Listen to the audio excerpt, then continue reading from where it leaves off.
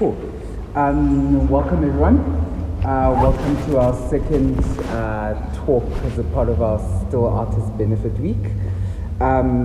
This hour I am joined by our guest artist Moyo Oyelola, all the way from Nigeria via Austin. Welcome Moyo, and thank you so much for joining me today. Thank you. I'd like to read Moyo's bio so that we all are more acquainted with him. Moyo Oyelola is a photographer, multimedia artist, and activist. He creates intimate, real interactions with his subjects and communities and synthesizes that deep universal activations expressed in multimedia, photography, environmental installations, and public arts projects. Born in Nigeria, Moyo moved to Austin, Texas when he was 7. Having grown up as a product of two worlds has shaped his thinking and reflecting perspectives of Pan-African and modern Western worlds.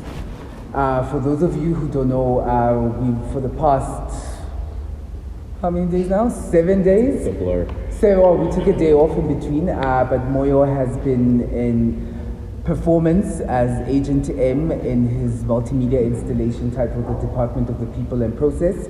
On Monday we previewed the installation to our board here at STILL. And on Tuesday, we had another preview and partnership with Soho House. And over the past 3 days, we've been in performance at the F&B Art Joburg. Welcome, Moyo. Thank you. Thank you for joining us. And I'd just like to also just briefly read Moyo's curatorial statement, and then we'll get into this new, well, not new, but this Iteration. Joburg iteration that he's created for us. Moyo Oyelola's innovative multimedia installation, durational performance and intervention serve as an intricate mirror reflecting human experiences, societal dynamics, and the complex layers of personal and cultural identity. The Department of the People Plus process serves as a dynamic platform for Moyo Oyelola to delve into contemporary societal themes. His work examines identity within the broader context of cultural heritage, questioning authority and the sovereignty of individual journeys. Each piece within the installation reflects a personal narrative while engaging with the universal human experiences. Oyelola's artistic vision is deeply rooted in the exploration of bureaucracy and identity. He explains, "I am inspired by our individual and communal efforts as people on this earth. The day-to-day, how we operate, how we see the world, how we see each other and all the systems and processes that add to that or complicate that. And realizing that all these layers, culture, gender, and race, that contribute to who we are." Oyelola's installation is not merely a display of an interactive experience. Visitors are invited to engage with self-portraits of Oyelola and be active participants in the processing component of the performance, where the artist himself interviews the participants, challenging their perceptions of identity and societal constructs. The sensory environment, complete with ambient sounds and subdued lighting of the office environment, immerses the viewers into the exhibition's exploration of bureaucracy and its impact on personal and collective identities. The Department of People Plus process exemplifies Moyo's dedication to exploring identity, cultural heritage, and societal dynamics through art. This thought-provoking exhibition, installation, and performance celebrates the rich tapestry of worldly culture while challenging audiences to reconsider their perceptions of identity in an increasingly interconnected world. Moyo, Siwa. before I begin and ask you what is the Department of People and how this came about for you, as if some of you were here earlier, you'll notice that we changed the setup a bit. I'd like for you to maybe tell us a little bit about why that choice. Observation, I think. Part of this observing how people were engaging or participating previously, and then realizing that you can become a catalyst and an agent for change really quickly as well by working with the confinements of what we have here, or introducing symbolic elements to reinforce something, whether it become an idea or power or structure. So quickly we changed the seating, and now you're sitting in a box. So I created a container, and I'm not here to assert anything necessarily, but I'm here to actually draw you in closer. So I'm stating my intention by bringing you closer to where you can also see each other and engage each other. So by changing the plane of focus and attention as well. And then obviously we put the filing cabinets and the flag, and it kind of becomes interesting ways in which people or forces conquer and conquest by putting a flag on the moon, on a hill, in another country, in another space, and then kind of begins the idea of what flags were planted in your home, head, and heart, and who planted them there, and who keeps them there at the end of the day. So that's really what it is. It's just another experiment that I'm just conducting upon the one I'm already running in real time. I want to ask you, what is the Department of the People Plus process? But before we do that, I think you all noticed that there was a piece of paper that was put in front of you, which was is used as a prompt to develop this performance.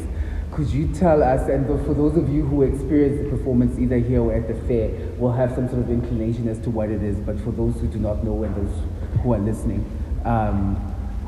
firstly, maybe let me ask you, what is the Department of Process Plus People, and then how did this application sheet come about?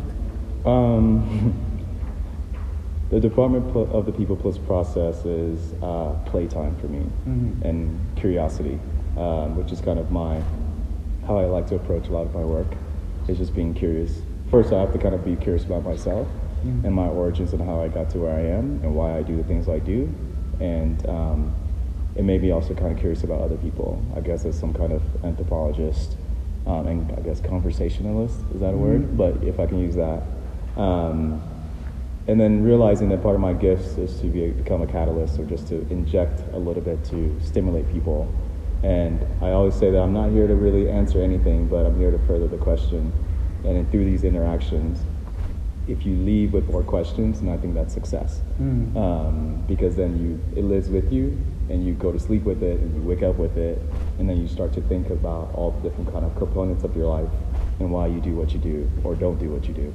So the questions, it's between a level of ambiguity and then a level of directness and everything, right? We kind of operate and exist in the gray. Life isn't really black and white. It's a lot of gray.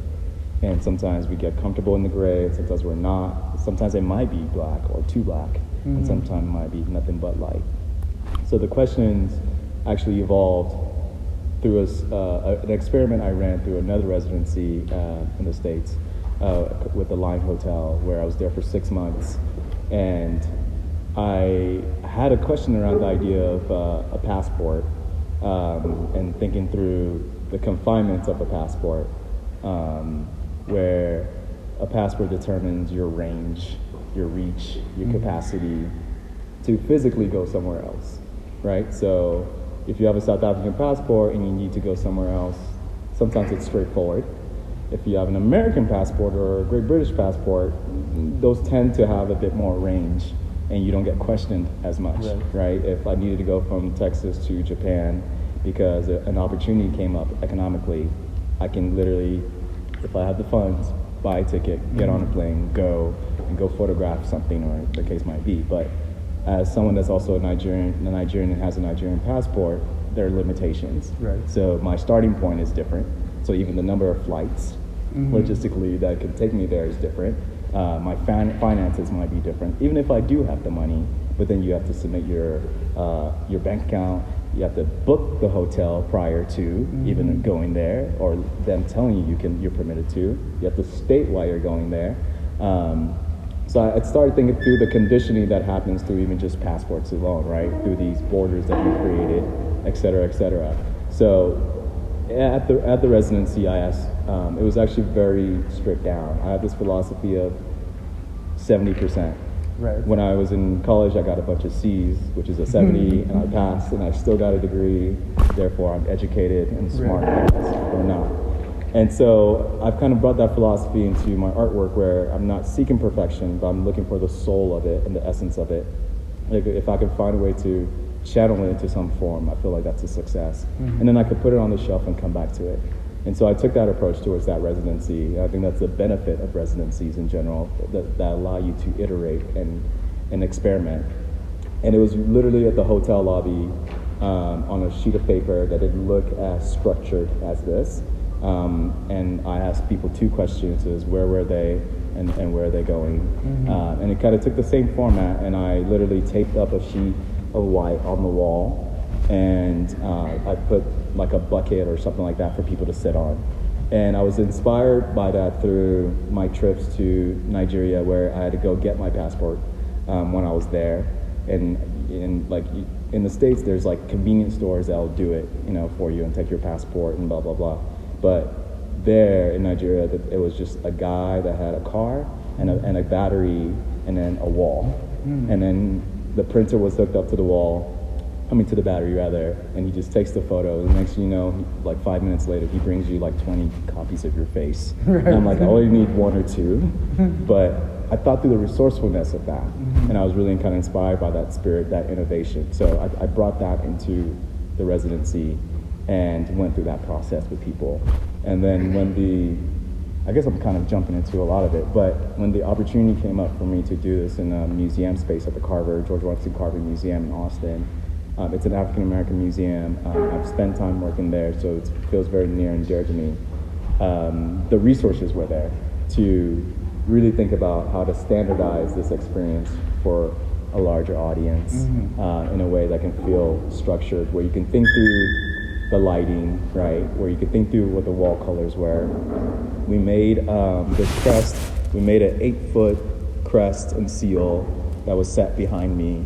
So once again, emblematic structure of power, right? If you think about even just like you design something and then you start to put it on a uniform and you put it on a car, it makes it official, right? And then you put on a flag, you put on a building, and the more it's kind of everywhere, the more it reinforces that power structure to where you start to feel either you fear it or you conform to it or whatever the case might be. So that's kind of where the evolution came and how we ended up in with the form, especially right now you're just experiencing just like a regular copy, but the real forms are they're like multi-layer carbon copy, and so it's like a white form and a yellow form and whatnot. So as you write, it imprints on it, and then so people walk away with a copy of it. But really, at the end of the day, the last copy is actually blank because I have to write hard, and so it's kind of interesting that it's blank, and it's up to them to kind of maybe go home and re-answer those questions as well. In this installation, there are various mediums that you have put into play or tapped into to sort of fully flesh out this idea. With your background as a creative director, as a photographer, and as an activist, could you tell us how you employed those modes of working to put this installation together and have it be as effective as it was? And I don't think we've had this conversation yet, but someone at the fair told me one of the best ways, firstly, aside from them just enjoying the booth itself, they were like, what is the best way to establish dominance? Well, they were asking me as a rhetorical question, but nonetheless, they were like, place branding everywhere. It's branding. And it happened to work very effectively because everything was clean, very precise, and the symmetry also helped. And I'd like you to talk us more through about, firstly, the different modes or mediums that you employed, and then the structure of putting this installation together. Yeah, I put on my creative director hat first, so that's what I do as a job, as a vocation to earn money, where you're thinking through the experience of a customer or a consumer that might be purchasing a thing or coming to an experience. So you think holistically from the journey, from what does it look like from down there all the way to up here, and then ideally what does it look like after this. Right. And so I spent a lot of time kind of thinking through the emblem. I was really inspired by, we all wear, I'm looking at everyone here, it's funny because I see some brands and I don't see some brands, right? But typically for most companies, there's this rinse repeat thing, right? Like, this is our brand and this is what we were standing behind. And so I spent time kind of thinking through the mark itself, and I was really inspired by the asterisk, because the asterisk is like there's a footnote, right? And so it's the idea that you're gonna have to read more into it than just what you see, and then read more into the process than just what you see.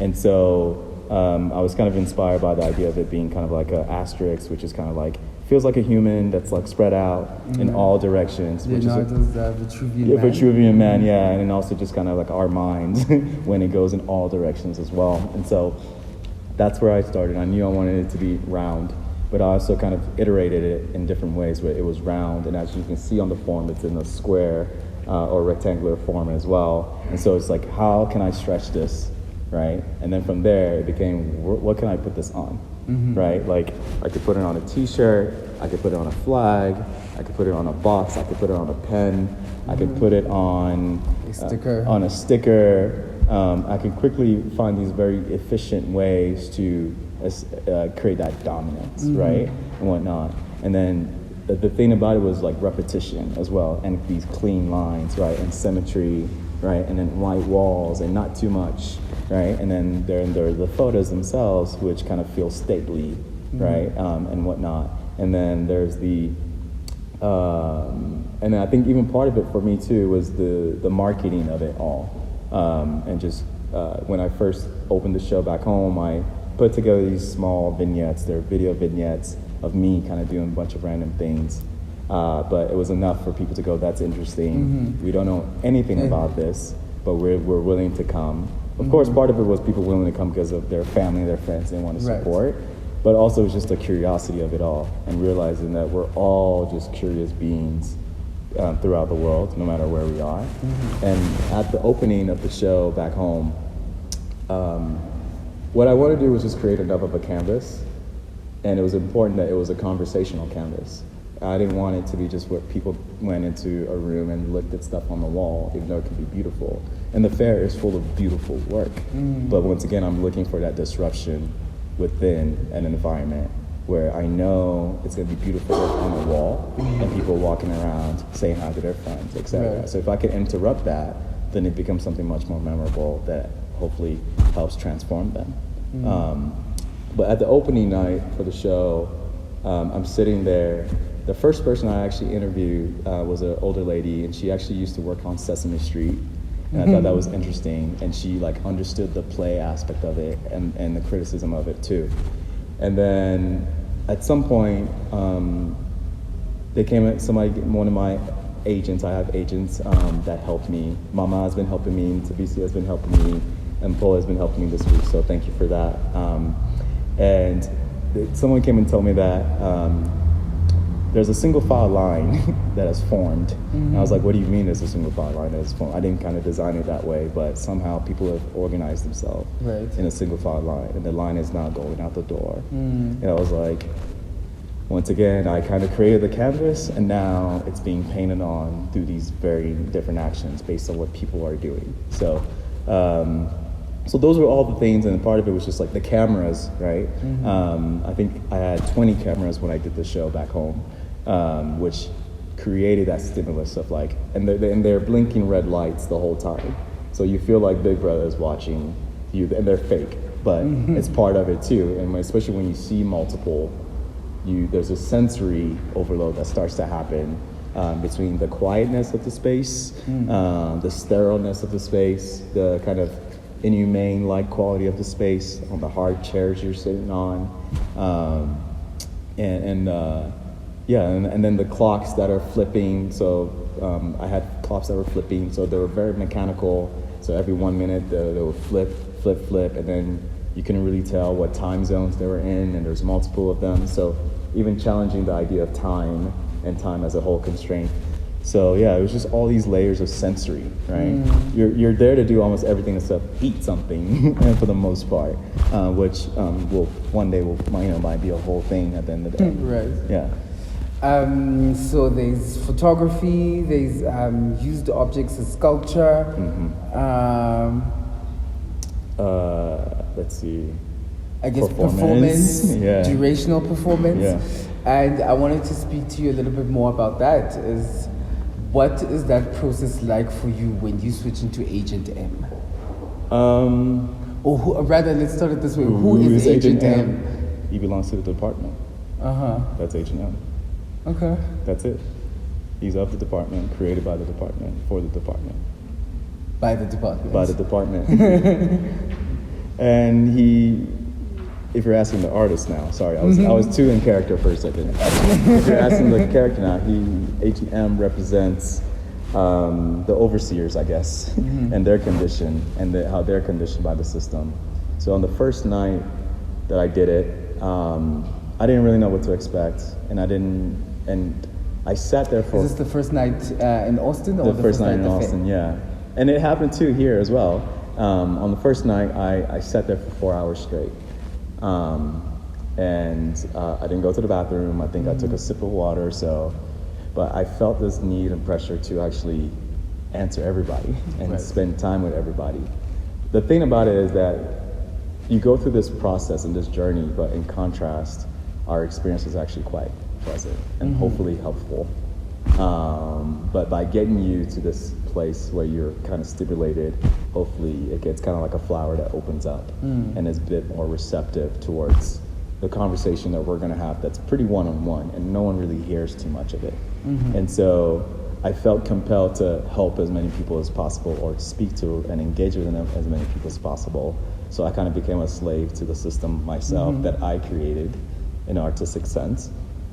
And wanting to just get through people, but also the challenge of it is like, how do you establish depth with people in like 5 minutes, right? When I did it back home, a lot of the people I knew, and a lot more I didn't know.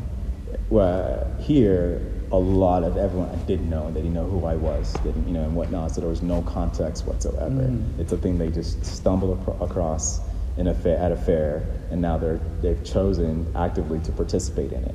And so it's quite, it tires you in the sense that you're like dehydrated. You're like, shit, I haven't drank water in the last 2-3 hours.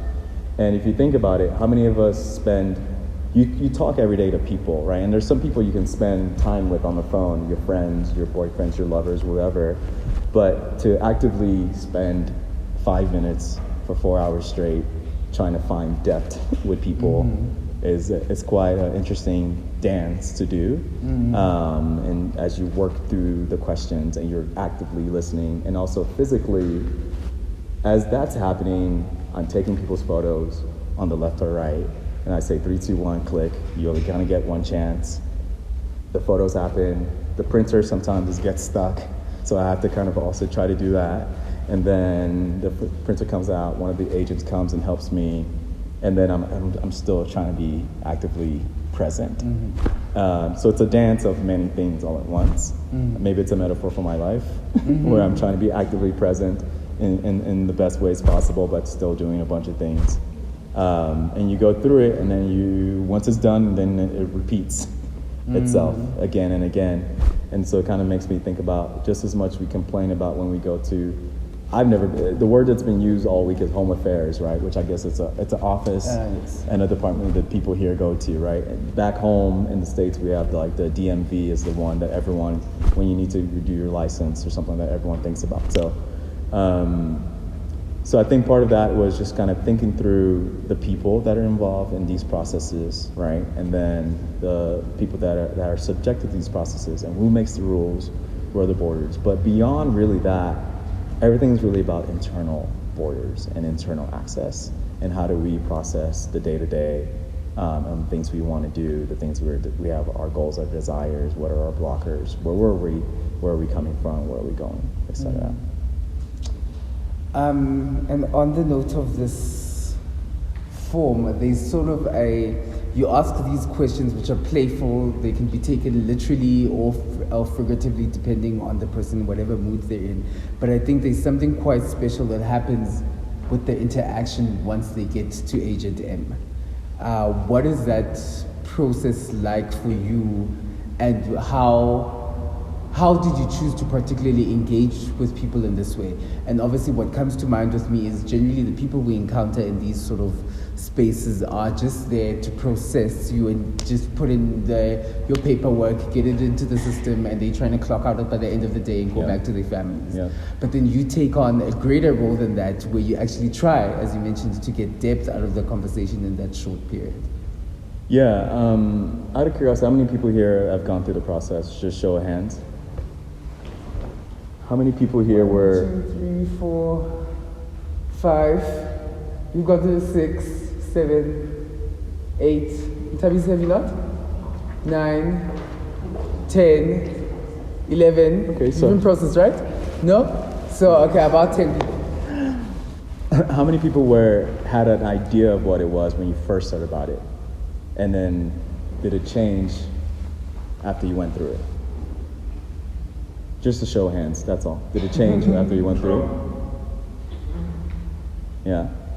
And I think that's kind of what it is. It's a little bit of sometimes surprise and delight, and then everything in between. But it's up to you to determine what that in between is. And you know, people sit, and I always kind of start at the top. I start with color. Everyone's like blue or black, really, right. are everyone's favorite colors. Like, to be honest, I can kind of say that of the 225 people I've talked to in this thus far in this last week, it's black or blue. I got silver yesterday. There's a good amount of rainbows. Somebody said transparent was their favorite color, and that was interesting. And then I go through, like, let's see, coffee order, and that's just more about routine. You know, how often, what is it, and then it's usually like it's this, it's that, whatever. And then the tea people are like, no coffee, tea. I'm like, okay, you don't have to defend it that much. It's fine.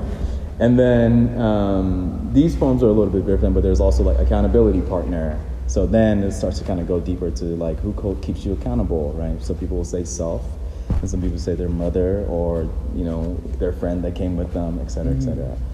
And then from there, then sometimes I skip all of that, and then I just get to like where they were, and start to kind of look for commonalities and whatnot.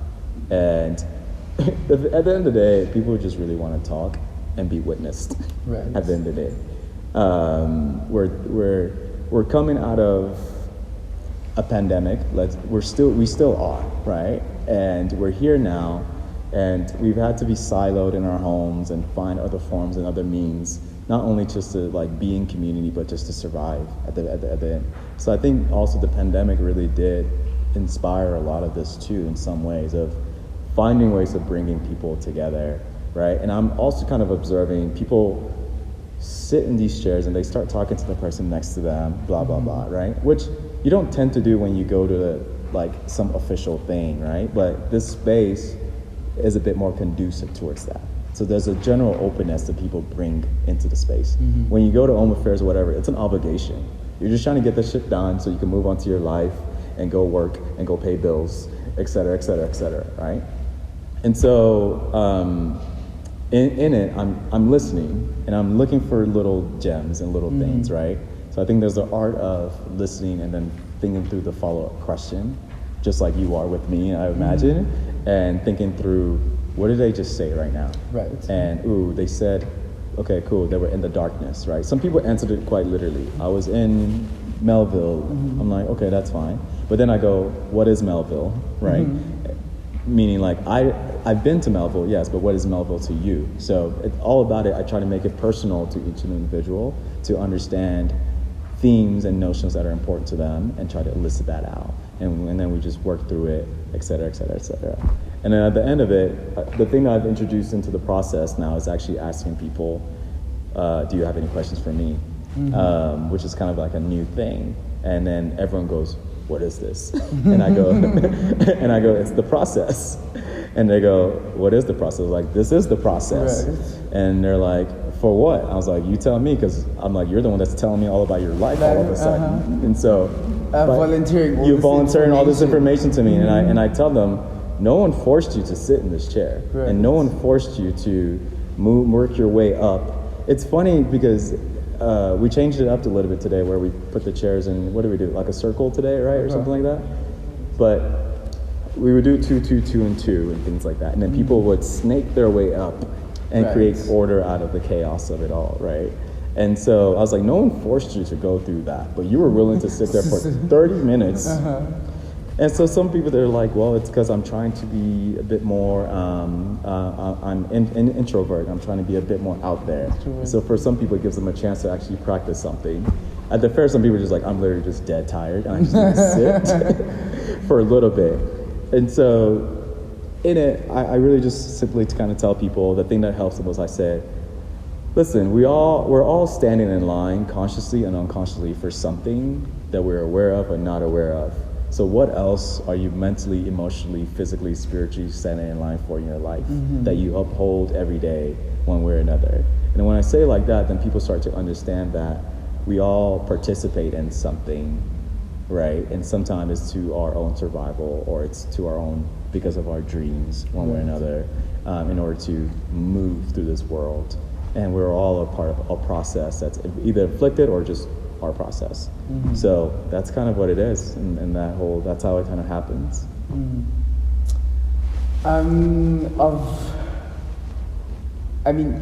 For example, you were in performance for most of the day and have been for most of the days while you've been here.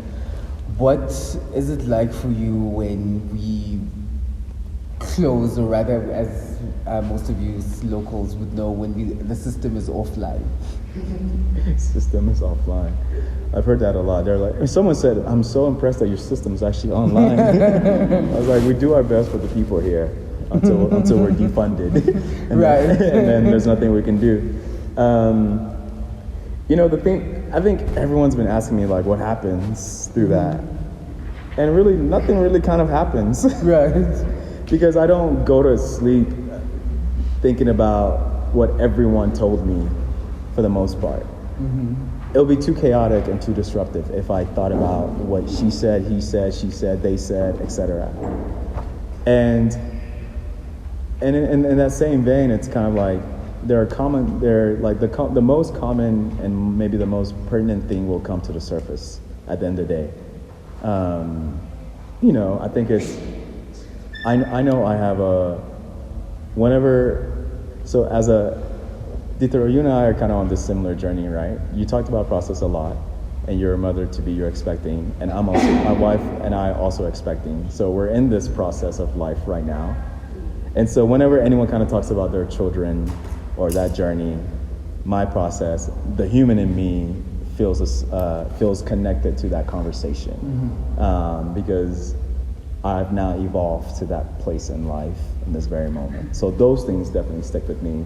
And where I feel like the exchange is different in comparison to maybe if someone else that's 21 that's not going through that, et cetera, et cetera. So I appreciate those. So maybe those stick with me because I am processing this part of this journey of my life with all the changes it's coming with. We're detaching from the process of owning a home. We're selling it. We're moving to the other side to the UK so my wife could be closer to her friends and family. We're changing up our lives. We're unhooking from one matrix into maybe another matrix in some sense. But we're not taking everything along, and we don't need to take everything. We can't take everything along, and so we're now just taking what's the mission has changed or has evolved, and so the process of the past won't serve me and won't serve us in this future we're going to. So I'm iterating through that. So those things in real time stay with me as a way of me sharpening myself and just be able to contemplate how to proceed in the future. And it's a future I know that it's going to be okay. And that's what I believe, and I know that. And I don't have to worry about all the details. But it is good to just spend time with other human beings and just get their POV and how they're handling the journey. I think lots of people, before engaging with Agent M, have been quite apprehensive about what this is, what's going to happen to all of this. And I'm not sure if we can tap into Agent M right now, if we can dial him in and ask exactly what happens to all of this information that's been processed into this system that nobody really knows about. There's no real information. And if anything, could you tell me what is that mirror in real life that you're sort of reflecting or trying to speak to? Yeah, I heard when I was sitting there the other day, I heard some woman that this is scary, I'm not going through this, and she just like bolted off. Oh, somebody asked me, are they being enrolled to the Illuminati? Illuminati. Because all of the symmetry, it felt cultish to them. It's a shitty hideout if it's for it to be the Illuminati. If it's quite improper. Well, hiding in plain sight. Hiding in plain sight, that's very true, right? That's stating the obvious, I guess. Yeah, I've seen people that are visibly triggered by it all, and they just won't even step into it. They don't want anything to do with it, or it's too close to home in some sense, right? And the reality of it is lines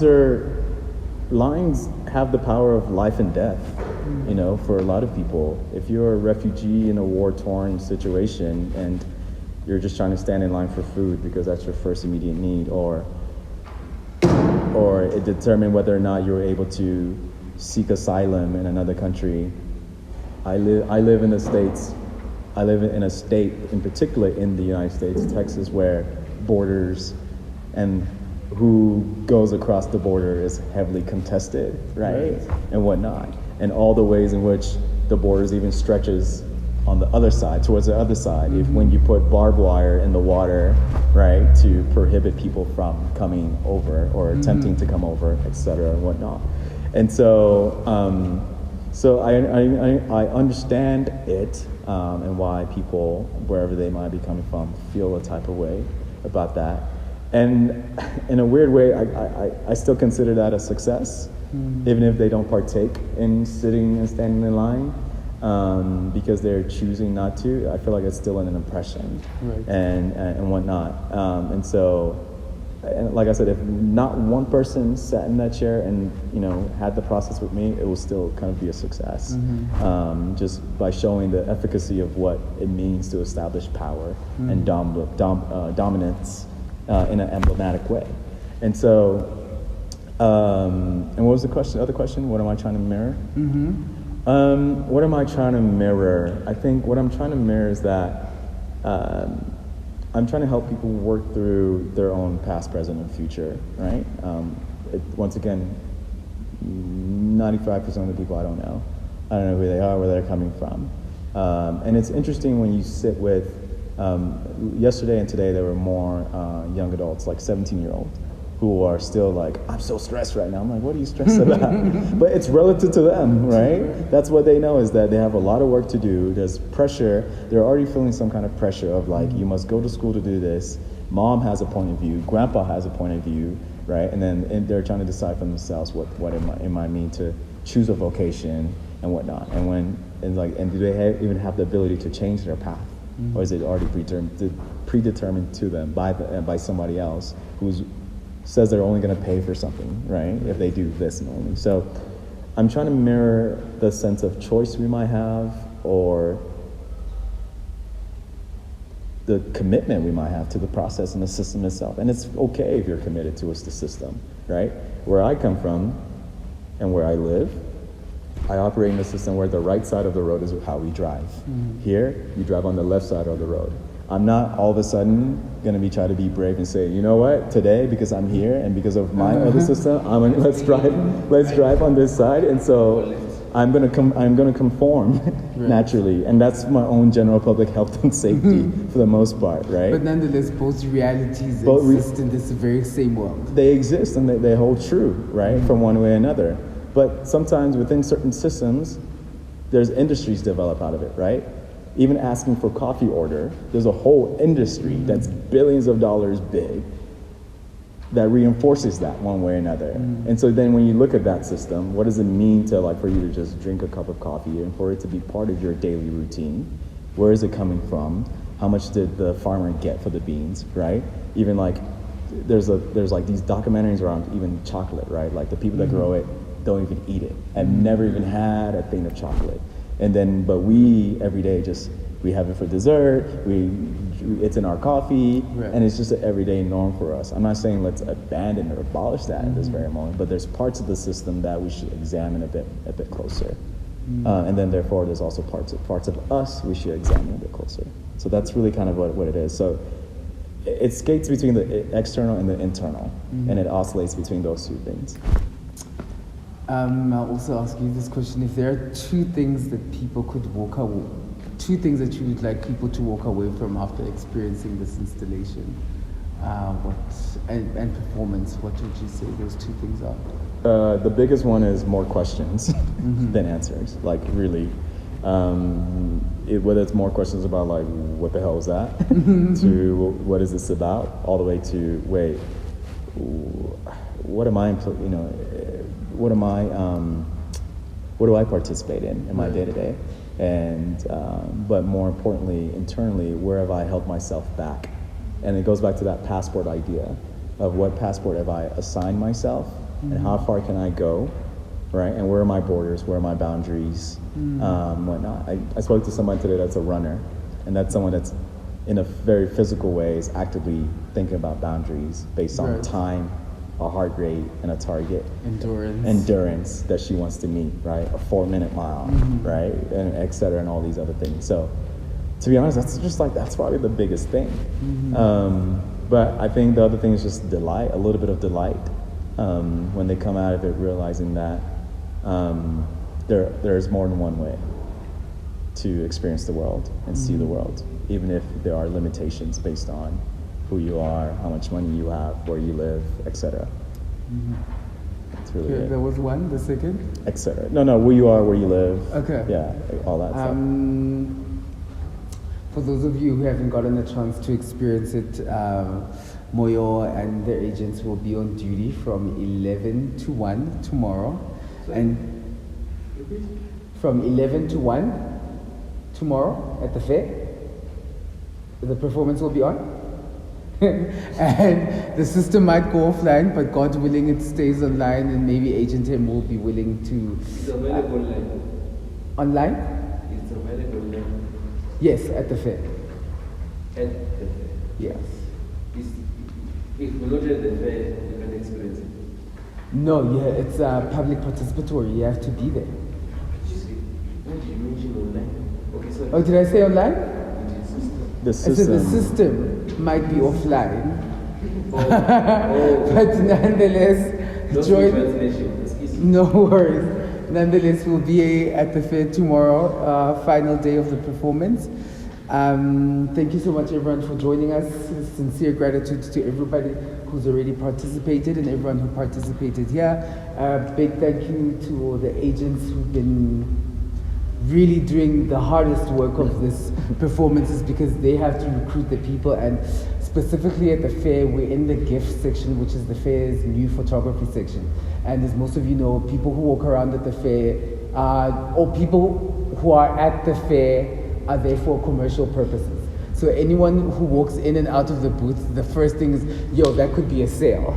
So exactly, you're just looking at dollar signs or rand signs just walking around. But I think I've had the privilege of working on multiple fairs, and it was such a privilege to be at the fair and not have that that worry about, oh, this, and so it allowed for people, when the agents were approaching them, to not, well, I'm not asking for your money, I'm just asking you, are you interested in participating? And I think that's why most people have resonated so far. And thus far, we've processed 250? Like 220 people, and hopefully tomorrow we'll get to 300, God willing. Yeah. But on that note, on behalf of Moyo, on behalf of myself, on behalf of STILL, we'd like to thank you, and we'll see you next year.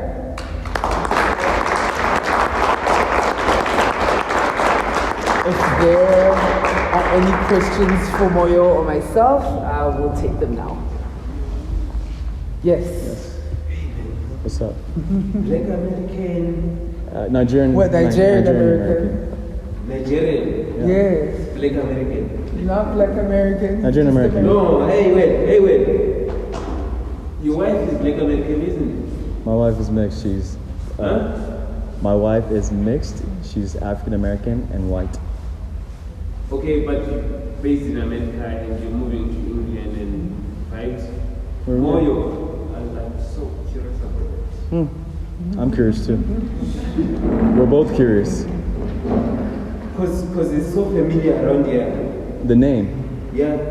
Yeah, but it's also a name that's... It's in Nigeria. Yeah, it's a name that's common in Nigeria. What does it mean? My affection towards you. And he means heart. Yeah. Moyo. Heart. Yeah. And also same meaning actually. In where? In Southern Africa. Yeah, I understand. But my art, I have a calling towards the black diaspora, especially black Americans. My art is centered around knowledge of self, and I've learned a lot of knowledge of self from black Americans than Africans. So there was most of the time when you visit the tourist strip of the experience of slavery, you have the door of no return. That opposite Cape Town, there is a slave fort. There is another door of no return there. It's so ignored, and even South Africans, they don't know. And then when they see you, Black Americans, they feel like you're an alien, xenophobia, it's not even xenophobia, it's Afrophobia. They feel so separated from you and from everyone because they don't know their own story. It's a lack of knowledge of self. So yeah, I have a lot to say, but anyway. Was there a question there? It was just I did ask Moyo. Okay. I'm so curious about that. Because it's a common. You know Moyo. You know Moyos. All of us, South Africans, Zimbabweans, Moyos, Nigeria, Moyos. It's a reality that exists in Nigeria. And just like it's a reality that exists here as a name, yeah. And I believe, yeah. Musaji, Mukazi, Mufazi. It's a woman. All right, question. Thank you. I appreciate your question. Tabisi?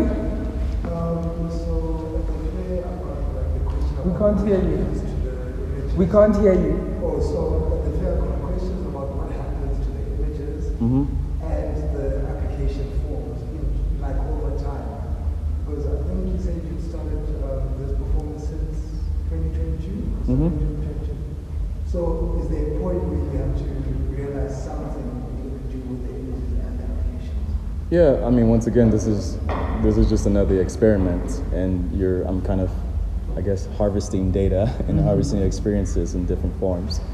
And as time and resources or whatever come into play, whenever the next opportunity comes up, then I might look at all those things and say, there's some interesting data points and collective things within this stack and that stack.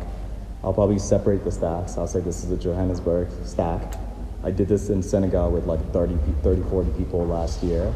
And then I did it in Austin with like 600 people in like 3 months. And I might combine the stacks. I might digitize everything and see, okay, well, truly what's everyone's favorite color, for instance, whatever case might be. Or I might create the department of the archives where we open them up and we examine it, and it becomes a different kind of experience that supports the department as a whole.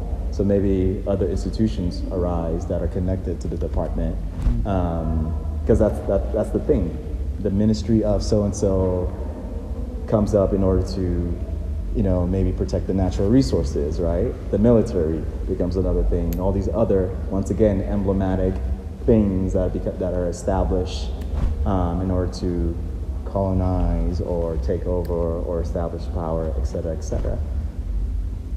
Yes? Have you found any, since you started, any recurring themes?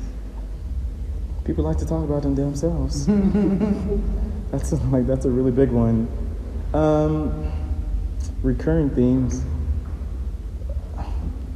I mean, a lot of people talk about being in their heads, which I think we've all been there and maybe are there. And some people have their tolerance and level of comfort with that. Some people have gone through enough times to know that being in the dark is fine. I'm personally comfortable in the gray. I live in the gray. My work is in the gray. Creatively, what might it be? Okay, and so I can function in the gray better than I used to when I was younger, or my experiences have given me that level of comfort. So everyone's is in this in between, right? And then everyone speaks about the barriers, whether it's their job or whatever that is, food, water, shelter. I spoke to these two ladies, they were friends, they were both working in finance, so making good money, but not happy, and try to figure it out. And then I think it was great to get them to a point of realizing that.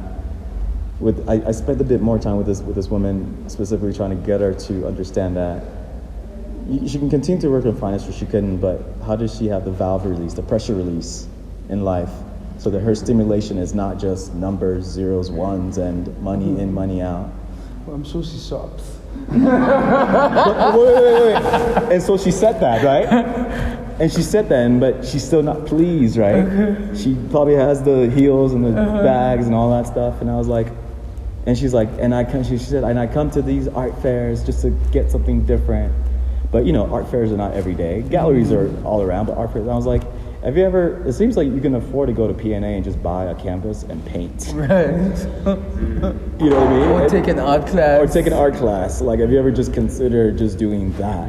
And being in a gallery or even having a thing up on the wall does not make you an artist. It's just an intention you set to create and explore yourself.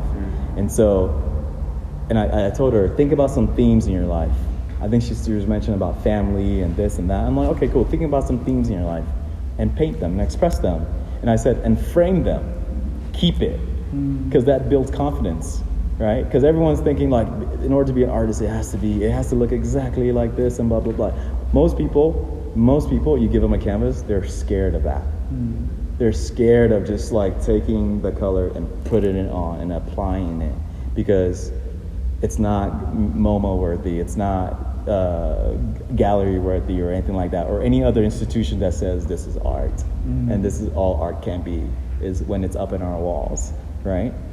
But I'm like, that shit's for everybody. We're all artists, right? There's that saying that the artist is the child that survived. And so we're all born with the sensibility to explore and create. When you're a kid, you had 2 cans, and then you said, okay, the cans are robots or whatever, or they're trains or they're spaceship. That can or that pen or whatever it is transformed and became something different so quickly, but we forget that. And so this is why there's a playful aspect to my body of work. So one, I'm enjoying it for my damn self. And hopefully people can spot and they can see the playfulness within the body of work and find that little spark of and that kid that's inside. So what happens to kind of go back, what happens with it, like the archive will grow, the data points will grow, and I think as maybe resources come into play, the dynamic, the setting evolves in more and more interesting way. Remember that idea I said about the chair? One of the things so I had an interesting thing where, by the way, Zanelle doesn't want to get processed. She keeps avoiding the whole process. Artists get big time. They don't want to go through the process anymore, yeah? No, it's all good. It's all love. It's all love. So there was an interesting thing that happened where this woman came and her phone was dead. And she's like, can I plug in? I was like, you want to supersede my process right now? Because I'm like, my computer and the printer are plugged in. There's only 2 plugs. There could only be so much power going through it, right? And so, out of wanting to be resourceful, I had my power bank with me, and I said, give me your cord. And she's like, what? I was like, just give me your cord. And then she gave me her cord, and I plugged it in, and she started charging her phone. So there was a resolution to that crisis that she was facing, right? Because she needed to be connected. Right, to be plugged in, whether because she was gonna call her husband or Uber or whatever the case might be, right? And it made me think about power, like in a true sense. So I think the next show, I had this idea that people will come in, they will sit on a chair, and maybe the chair can kind of move and rock. And based on the chair moving and rock, it would actually generate current and electricity. And then that would power the clocks and everything else and all the instruments that were in the department. So in a way, people will end up giving away their power to me and feeding the machine more and more. As the longer they sit in it, as more and more people pile in, what then happens, right? And so it's something that I'm excited about those things, and I think it takes running the experiment to kind of stumble upon that and realizing, okay, cool, now my needs for this show is a conversation and some resources, blah, blah, blah, and it takes it into another level where the department gets bigger and bigger. Yes, question? So I was actually very curious about something you said earlier. rather about the whole department. Do you activate the department only in like art-ready spaces, like for example, like the fair, galleries, museums, and so forth, or is it like something that you activate in public spaces, public areas? First time was in a museum, and that matters because the context is it's a museum, right? So you get people that are like, okay, cool, I know I'm going to look at art or engage with art, right? The second time was during, we have a festival back in Austin called South by Southwest, and it's international, and everyone from the world comes to it. So it's still kind of within the same vein of general openness, right? And then after that, it was in Senegal at an economic forum and it was in a tent outside, and it was really like this big, and we set up chairs, and thankfully there was like a podium that was there, and I like ordered like the first flag, and we just put up the flag, but people took it kind of literally. First of all, people didn't speak English, so it's French, so yeah, we had to translate the forums to French, but because the context was a global economic forum, people were quite literal about development, blah, blah, blah. So their answers were a bit like, this is what it is, this is what it can be, blah, blah, blah. So the playfulness kind of went away. And I don't know if it's a matter of like the forum or even just culturally, Dakar, Senegal, and that's maybe how the people think and flow, right? But that's the other space, and then this space, it's a fair. And, you know, knowing that it's the Johannesburg fair and knowing what I know about Johannesburg and South Africa, having come here for, I guess, the last 10 years, is that you're going to get all types of people from different socioeconomic backgrounds. And especially given that it was at the VIP opening night, that already says something, right? It says, I walk and I access the world through this kind of energy and in this way. So I thought it was actually interesting to bring it into this context. So right now it's only limited to these kind of artsy environment, but I would love to do this in Times Square in New York, right? Where people will definitely stand in line, no matter what. Not knowing whether they're, because you're giving away a pen or something, they will stand in line. And I would love to do it in Times Square where there's all the billboards in the back, and we will project their photos up in billboards in real time, right? So, and I would love to do it in the middle of a field as well. And I've talked about doing this in a 18-wheeler truck, where you have to get into this back of this truck, and I'm sitting all the way at the end, and you have to walk past all these cameras and all these little beeps and bops and all these things, and then only just to have the conversation. So I feel like it's a thing that can go into many places and spaces, and engage with all senses at any time. I think it would be very interesting to see what kind of parallels can be drawn from those conversations. Yeah. And just lastly, I wanted to ask, I mean, since you've introduced the question of getting people to kind of ask you questions at the end, have people kind of humanized the agent and maybe like flip the questions that you ask them onto you, or do they kind of just receive you as a representative of like the system at large? Yeah, they humanize, they ultimately humanize, and they lean more into a sense of empathy towards those that have to perform within the system, because even those that have to perform in the system are not fully aware of what the system is as well. They're just kind of enforcing for the sake of it being a job or something to do, et cetera, et cetera. Yeah. Any other questions? Is there another? Oh my God. Wow, you still need to get processed for one. Oh my God. Listen, yeah, no. Yeah, no. Yeah.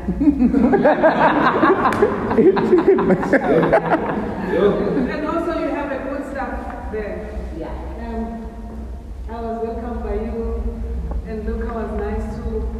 Oh yes, also shout out to Luca who's been documenting all of this. And your PA was good too.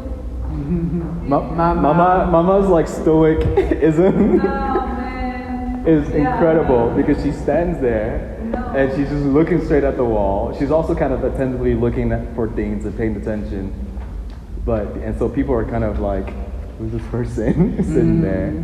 I'll let you get back to one. Another thing that I've done is there were chairs that were here that we took there, and so I actually sit on one for my own comfort. I sit on 2 pillows, so I'm comfortable, right? So I sit a little bit higher than people, and so people have to sit on a hard surface. But I was like, I have to sit for 5 hours. I'm gonna take care of myself first, right? But it's all, and then Paul comes and grabs the clipboard, and people are like, where are these people coming from? Hands and this and this. I'm like, the system is working effectively at all times, even when the printer is about to not work. But they don't need to know that, right? And so, but yeah, sorry, what were you going to say? I met you the other day. Yeah. Seeing you at work today changed my way of thinking. I have respect for you. I appreciate it. Yeah, and thanks, this is the most practical exercise. I mean, for us as photographers, this is, if one were to say, where is still, what is still, I felt still today. Yeah, I've seen other shows and appreciate other shows, but it's very rare to be moved by a photographer the way you've done to me today. Thank you for that. And your project really, really, I don't know if I'll be able to sleep tonight. So it's working effectively, yeah? Yeah, no, I mean, Mama, this person was serious. Serious. You were at another level, because then you just like change our, let's say my way of thinking, and how the system works, and how people respond to the system. For one, people's willingness to participate, and also, when you photograph people, it's so difficult with the consent, and also people not knowing what the work will go after some time. Yeah. But you captured, you exhibited, people could see themselves right then. You didn't have to say and process and then come back to you. Yeah. Whoever participated meant that they consented. Yeah. So it's the best dissertation one could read as a visual Thank you. person. Thank you. So, and your own, it's your village, it's your people, you're documenting them, it's the archive, it's the process, the information, energies, people, they feel you. It's an energy exchange the whole time. Big time. Yeah. I mean, a number of people responding to one stranger. Yeah. 231 to be exact, Do that's you far. understand me? You finish a publication in one day. Yeah. I think people really enjoyed seeing themselves in the work as it was growing. It's so funny, when we started here, we just had like 3 small lines, probably that wide. When we got to the fair, our installer Bafana from NASA Projects in Solomon had just put in 2 rows. Every single night, at the end of the night, I've had to call the Bafana and be like, yo, I need you to come in tomorrow morning and put in 2 more lines.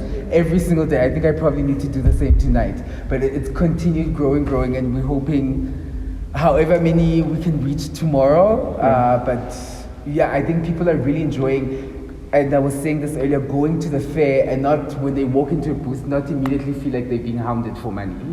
They're being asked to participate in something, and then they get to see the product immediately. Yes. And there's no that delayed satisfaction of not knowing where this is going. And I feel like that's the honesty, and the part of it is, once you get to speak to the agent, you realize that this isn't a system that's sort of extracting information from you for a purpose that you don't know of. You realize that you're just contributing to this beautiful, I guess, process. In a what's supposed to be a transactional space. It becomes a gifting, right? But then also people not asking for their copies. Of the images? That's the thing. I mean, here. I mean, here. It's Tombe. It's Tombe.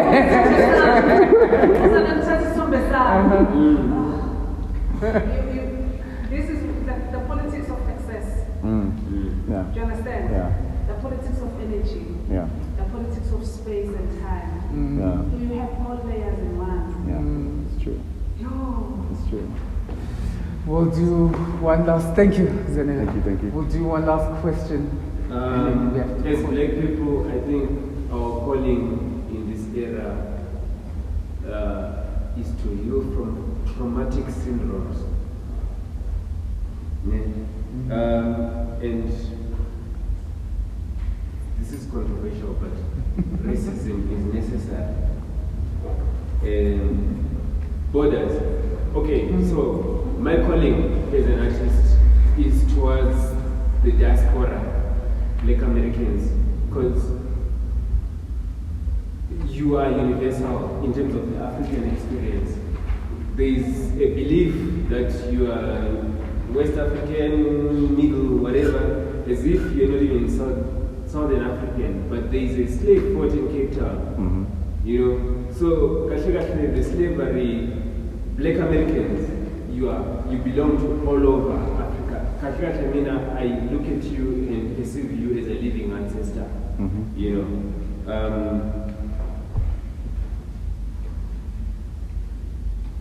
The African American Museum, I'm curious about that. I want to connect to that.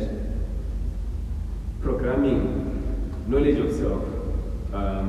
I've learned more African history, knowledge, scientific, especially genetic, whatever, from Black Americans, and each one teach one. Marcus Garvey, philosophy. Please come with lessons to us, and we exchange with lessons towards each other. And then, being a Zimbabwean in South Africa, you're gonna have the experience of South Africa that I have an experience, and I'm gonna share myself that in the art industry, it says, let's say art competitions, you must have a South African ID or a permanent residency. And permanent residency, you must have a special skill. That's engineering, it's scientific, it's as if everything that is man-made is not art. Yeah. There is a lack of valuing or undervaluing of art in our politicians who are the current power holders. You understand? But what I just want to share with you is that there is an apartheid system. Apartheid did not end in South Africa.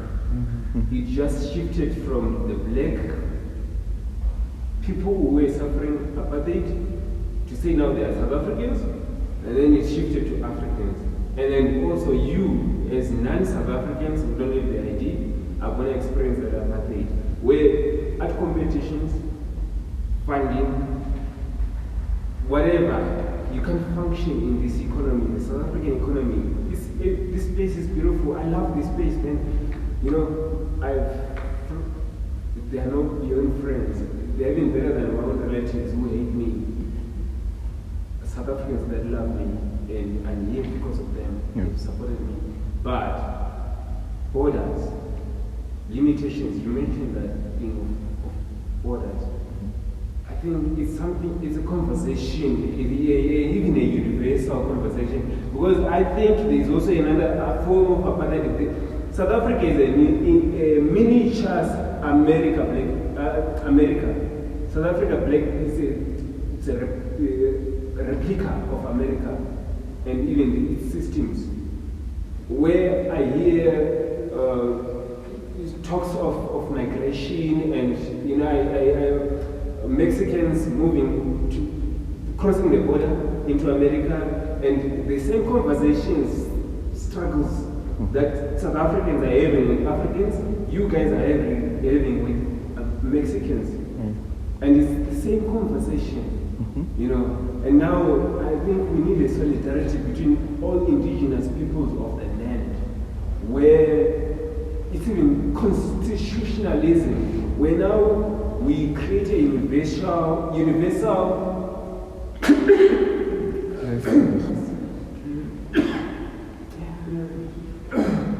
indigenous constitutionalism, where you are an African everywhere, and you qualify those rights wherever.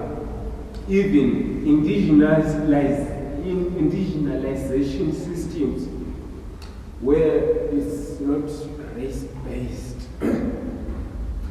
You trace your origins. That's what I was actually trying to show you. that the gate of no return is not just up there. It's here in Southern Africa, in Cape Town. You don't feel like a story.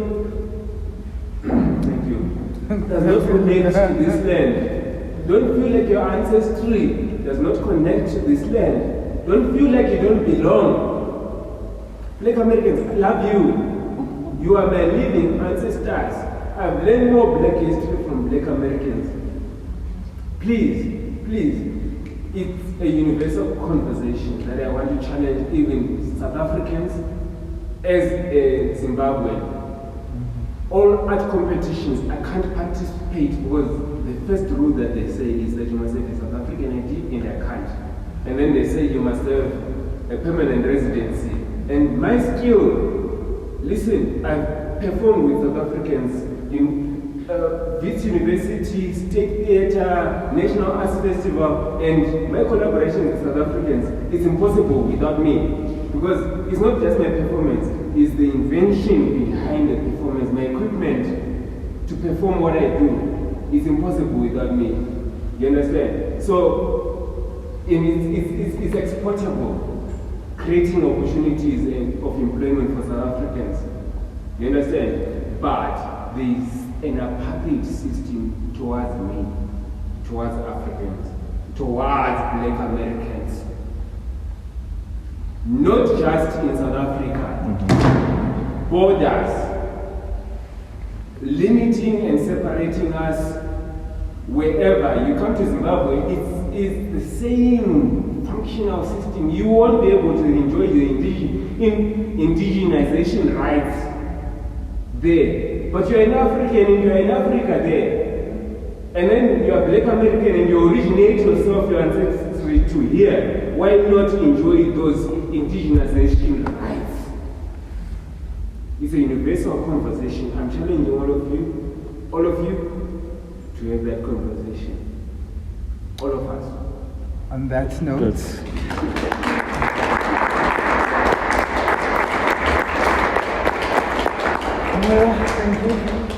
Thank you. Tomorrow, 11 to 1. Last time. Thank you.